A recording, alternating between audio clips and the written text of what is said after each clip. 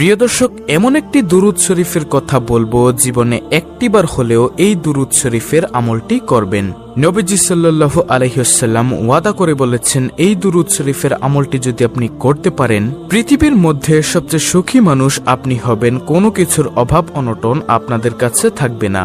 টাকা পয়সা, ধন দৌলত, মান সম্মান সবকিছু আল্লাহ রাব্বুল আলামিন আপনাদেরকে দিবেন। যারা অসুস্থ আছেন তাদেরকে আল্লাহ তাআলা সুস্থ করবেন এবং পৃথিবীর মধ্যে আল্লাহ আপনাকে সম্মানিত করে দিবেন। আল্লাহু আকবার। এবং এই পৃথিবী থেকে যখন আপনি চলে যাবেন, তখন কবরের মধ্যে যাওয়ার পর নবীজিকে দেখিয়ে জিজ্ঞাসা করা হবে, এই ব্যক্তি কে? তখন নবীজিকে আপনি কবরের মধ্যে দেখে চিনতে পারবেন ইনশাআল্লাহ। কবরটা হবে খুবই ভয়ঙ্কর। নবীজিকে যদি আপনি না চিনেন, আপনার স্থান হবে জাহান্নাম। আর আপনি এই দুরূদ শরীফের আমলটা যদি করতে পারেন, তাহলে অবশ্যই নবীজিকে কবরের মধ্যে দেখে চিনতে পারবেন এবং বলতে পারবেন, ইনিই হচ্ছে আমার নবী, বিশ্বনবী, আখিরি নবী, নবী মুহাম্মদ সাল্লাল্লাহু আলাইহি ওয়াসাল্লাম। এত পাওয়ারফুল এই শ্রেষ্ঠ দুরূদ শরীফটা। তাই আমি আপনাদেরকে এই শ্রেষ্ঠ দুরূদ শরীফের আমলটা সম্পর্কে বলে দিব। কবরের মধ্যে আপনাদের কোনো ভয় থাকবে না। এবং যেই হাসরের ময়দানে মানুষ হাহাকার চিৎকার করবে, এই হাসরের ময়দানেও আপনাদের কোনো ভয় থাকবে না।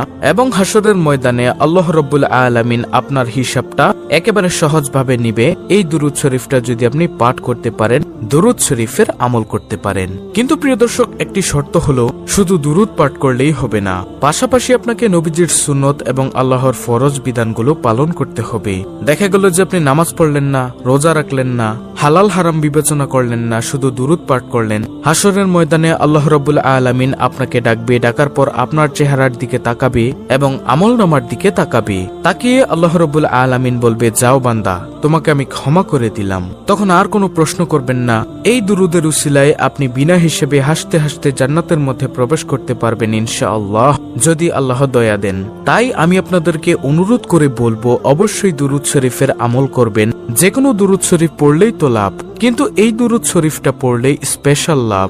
এটাই দুনিয়ার মধ্যেও আল্লাহ আপনাদেরকে সুখে রাখবে, সম্মানিত করে দিবে। যে সম্মানের জন্য সবাই পাগল, যে সুখের জন্য সবাই পাগল, কিন্তু জানে না যে নবীজির দুরূদের মধ্যে যে সুখ আছে। আল্লাহু আকবার।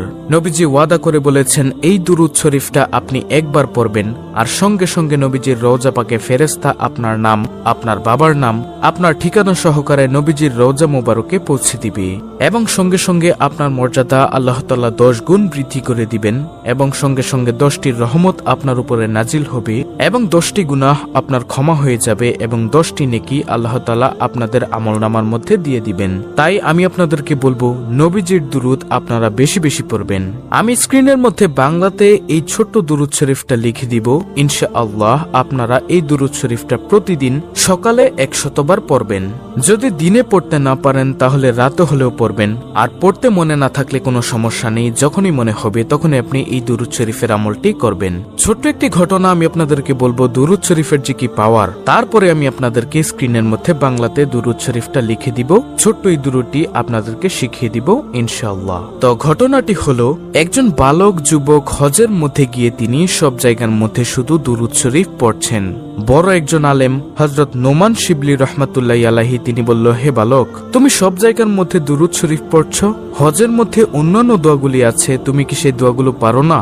সে বালক বলল, হুজুর আমি সব দোয়া পারি, তারপরও আমি দুরূদ শরীফ পড়ি। হুজুর বলল, কেন পড়ো বালক, আমাকে বলো। তখন সে বালকটি বলল, হুজুর আপনি তো জামানার সবচেয়ে বড় আলেম এবং ভালো লোক, এজন্য আপনার কাছে বলছি, আমি দুরূদ শরীফের যে পাওয়ার, যে শক্তি দেখেছি, অন্য কোনো কিছুর মধ্যে আমি এত শক্তি, এত পাওয়ার দেখিনি। তখন সেই বালকটিকে হুজুর বলল, আচ্ছা বলো তো দেখি, দুরূদ শরীফের মধ্যে তুমি কেমন শক্তি, কেমন পাওয়ার দেখেছ?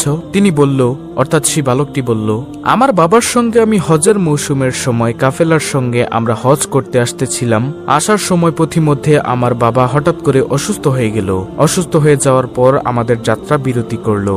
সেখানে আমরা অবস্থান করলাম আমার আব্বু অসুস্থ দেখে। তো আমার আব্বু অসুস্থ দিনের দিন এবং সময় সময় বাড়তেই আছে। এজন্য আমাদের কাফেলার মধ্যে আমাদের সঙ্গে যারা ছিল, এক দলের মধ্যে তারা বলল, হে বালক, তুমি তোমার আব্বুর খেদমত করো, সুস্থ হলে তুমি রাস্তা দিয়ে চলে চলে এসো, আমরা চলে যাই মক্কাতে হজ করার জন্য, তোমরা আস্তে আস্তে আসো।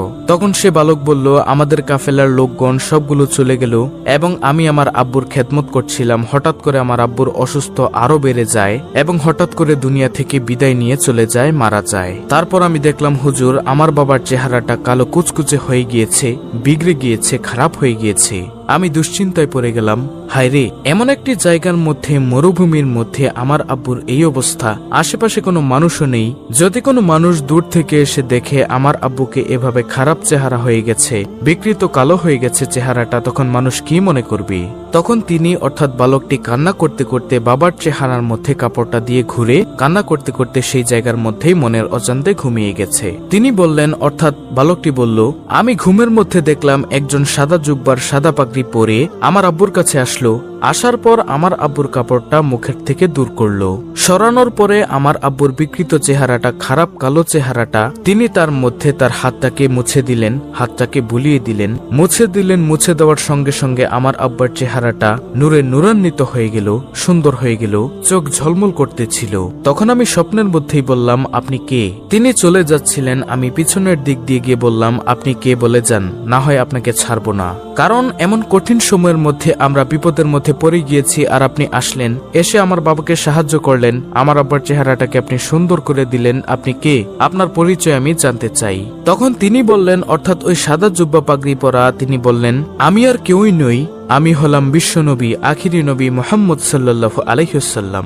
সুবহানাল্লাহ। তখন তিনি বললেন, আপনি কেন এসেছেন ইয়া রাসূলুল্লাহ সাল্লাল্লাহু আলাইহি ওয়াসাল্লাম? আপনি নিজে চলে এসেছেন কেন? আল্লাহর রাসূল তখন বললেন স্বপ্নের মধ্যে, তোমার বাবা দৈনিক দিনে 100 বার দুরূদ শরীফ পড়ে, রাতে 100 বার দুরূদ শরীফ পড়ে। আজকের দিনেরটা আমি পেয়েছি, কিন্তু রাতেরটা পাই না।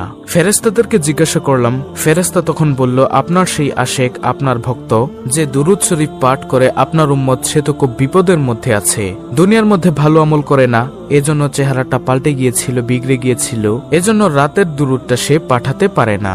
এজন্য আপনার আব্বু বিপদের মধ্যে পড়ে গিয়েছে, আমলে তেমন ভালো ছিল না, তারপরও দুরূদ শরীফটা পড়তে কখনো ভুলেনি। তার জন্য আমি রওজা থেকে চলে এসেছি, আমার প্রিয়কে, আমার আশেককে উপকার করার জন্য, সাহায্য সহযোগিতা করার জন্য। সুবহানাল্লাহ। তারপরে আল্লাহর রাসূল সাল্লাল্লাহু আলাইহি ওয়াসাল্লাম চলে গেলেন।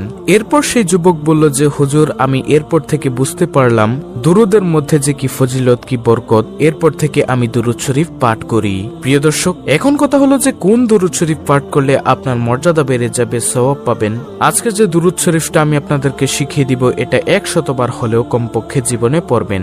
যদি পারেন প্রতিদিন পড়বেন, যদি না পারেন আপনার যখনই মনে চাইবে তখনই এই দুরূদ শরীফটা পড়বেন। প্রিয় দর্শক, আর সেই দুরূদ শরীফটা হলো, আল্লাহুম্মা সাল্লি আলা মুহাম্মদ কুল্লামা যাকারাহুয যাকিরুন ওয়া কুল্লামা গাফালা আন যিকরিহিল গাফিলুন। প্রিয় দর্শক, আমি আবার বলছি, দুরূদটি ভালো করে শুনুন, স্ক্রিনশট নিয়ে নিন। আল্লাহুম্মা সাল্লি আলা মুহাম্মদ কুল্লামা যাকারাহুয যাকিরুন ওয়া কুল্লামা গাফালা আন যিকরিহিল গাফিলুন। খুবই পাওয়ারফুল একটি দুরূদ, আপনারা প্রতিদিন 100 বার করে হলেও পড়বেন। যে কোনো সময় মনে চাইলে এই দুরূদটি পাঠ করবেন। টাকা পয়সা, ধন সম্পদ আপনার চতুর্দিক থেকে আল্লাহ রাব্বুল আলামিন আপনাকে দিয়ে দিবেন ইনশাআল্লাহ। অত্যন্ত গুরুত্বপূর্ণ একটি ভিডিওটি ভালো লাগলে অবশ্যই চ্যানেলটিকে সাবস্ক্রাইব করে পাশে থাকা বেল বাটন অল বাজিয়ে দিবেন। ভিডিওটিতে একটি লাইক দিবেন এবং কমেন্টে আমিন লিখবেন এবং অন্য মুসলিম ভাই বোনদের কাছে ভিডিওটি শেয়ার করে দিবেন, যেন তারাও আজকের ভিডিওটি দেখে এই দুরূদের আমলটি শিখে করতে পারে। আল্লাহ রাব্বুল আলামিন আমাদের সকলকে এই দুরূদের আমল নিয়মিত করার তৌফিক দান করুন। আমিন।